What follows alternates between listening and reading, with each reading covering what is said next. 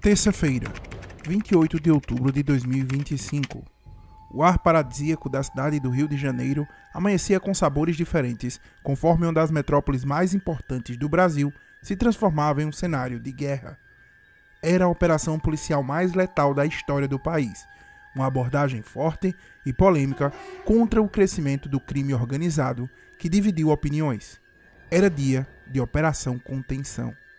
Neste vídeo, nós vamos contar para você tudo o que se sabe até o momento sobre a operação que se transformou em uma das mais marcantes dos últimos anos.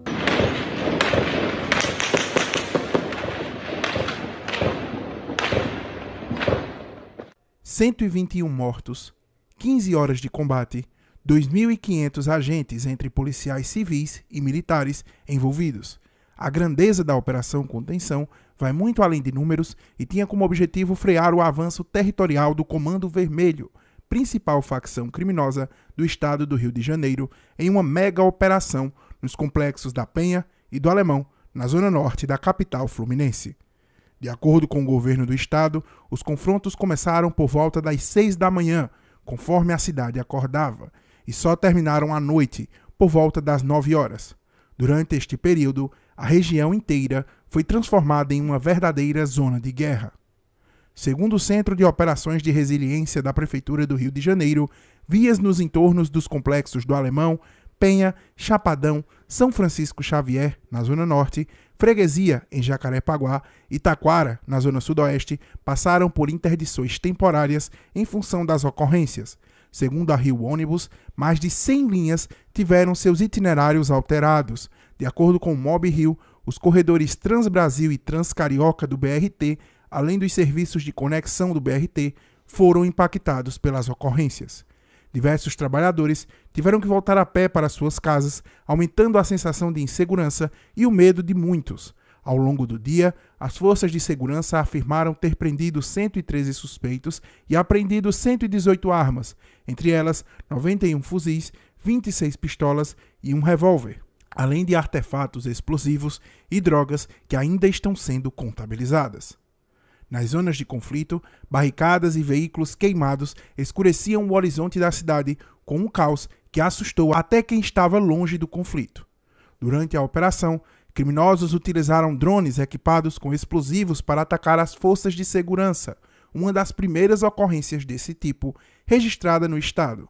Pode parecer apenas um avanço da tecnologia, mas a atitude surpreendeu devido ao nível de organização que as facções teriam atingido. Devido à natureza do combate, que foi de zonas urbanas até regiões de matas, o número de mortos foi sendo atualizado aos poucos. Inicialmente, o governo do Rio anunciou 64 mortos. Depois, a Defensoria Pública chegou a falar em 130 mortes, mas o governo do estado revisou o número para 119 após os primeiros levantamentos. Na quinta-feira, 30 de outubro, com a chegada de novos corpos ao Instituto Médico Legal, o total subiu para 121, incluindo os 4 policiais que participavam da ação.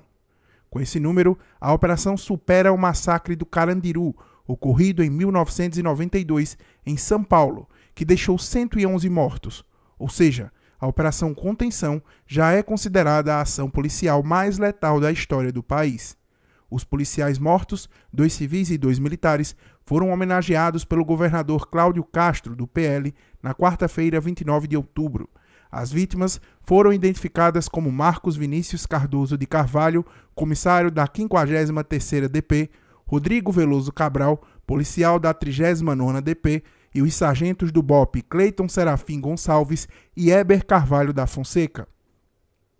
Segundo o governo do estado, todos serão promovidos postumamente, em reconhecimento ao serviço prestado. Nas redes sociais, Cláudio Castro afirmou que o Rio de Janeiro amanheceu de luto e chamou os agentes de bravos policiais que deram a vida cumprindo o dever de proteger a população fluminense. O governador destacou ainda que eles serviram ao Estado com coragem e lealdade, defendendo o que acreditavam, um Rio de Janeiro mais seguro e livre. Em entrevista coletiva no Palácio Guanabara, Castro classificou a operação como um sucesso e afirmou que as únicas vítimas dos confrontos foram de fato os policiais mortos. Abre aspas, temos muita tranquilidade de defender o que foi feito. De vítima, só tivemos os 4 guerreiros que deram a vida para libertar a população. Fecha aspas, disse o governador. Ele também rebateu críticas sobre os excessos e questionamentos sobre possíveis vítimas inocentes. Para Castro, o confronto aconteceu em área de mata e não em regiões residenciais. Abre aspas, não creio que tivesse alguém passeando na mata num dia de conflito, por isso podemos tranquilamente classificar de criminosos. Fecha aspas, afirmou.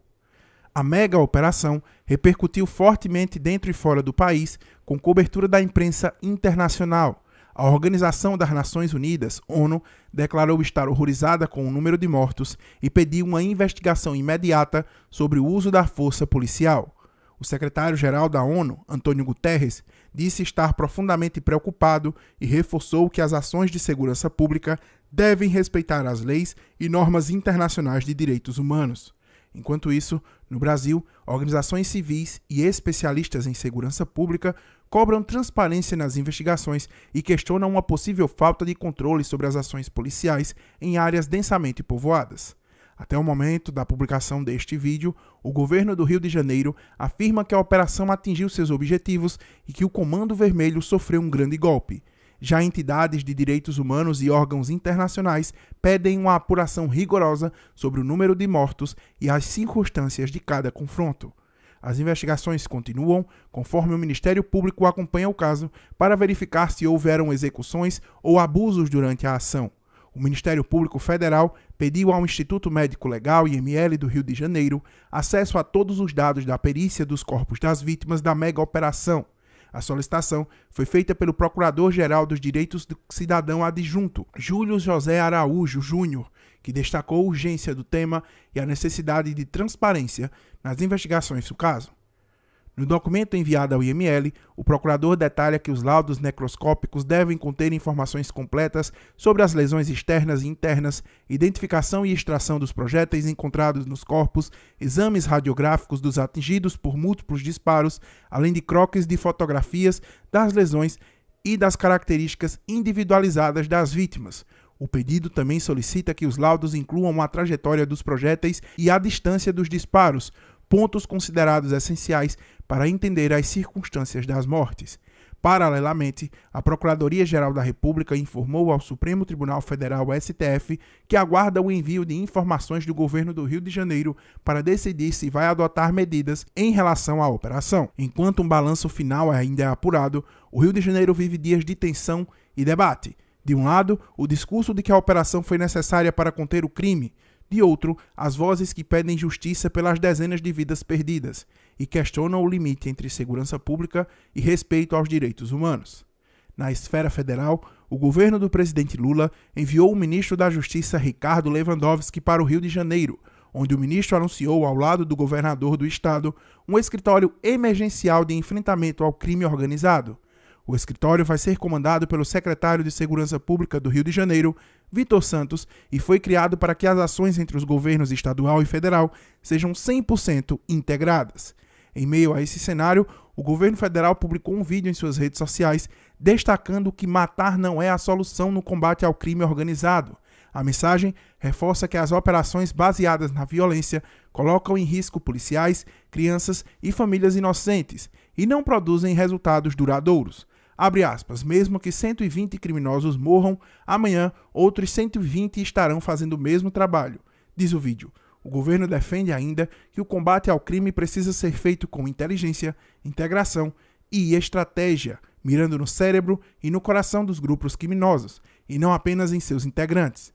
Fecha aspas. A peça também cita a PEC da Segurança Pública, proposta que busca integrar as polícias a nível nacional, sob o argumento de que se o crime é organizado, a resposta também precisa ser. A ministra dos Direitos Humanos, Macaé Evaristo, classificou a operação como um fracasso e disse que está empenhada em garantir uma perícia independente para averiguar as circunstâncias das mortes. A Operação Contenção entrou para a história do Brasil como a mais letal já registrada, mas mais do que números, ela escancara um dilema que o Rio de Janeiro enfrenta há décadas: como combater o crime organizado sem transformar uma cidade inteira em um campo de guerra. Curte o nosso vídeo, comenta e compartilha, se inscreve no canal e ativa o sininho para receber as notificações de conteúdo novo. Nós também temos diversos outros conteúdos que você pode conferir aqui mesmo em nosso canal e seguir muito bem informado com a gente. É só clicar em uma dessas sugestões que estão aparecendo aí na sua tela. São conteúdos que se relacionam com as notícias que nós abordamos aqui ou que estão em alta no momento. Muito obrigado.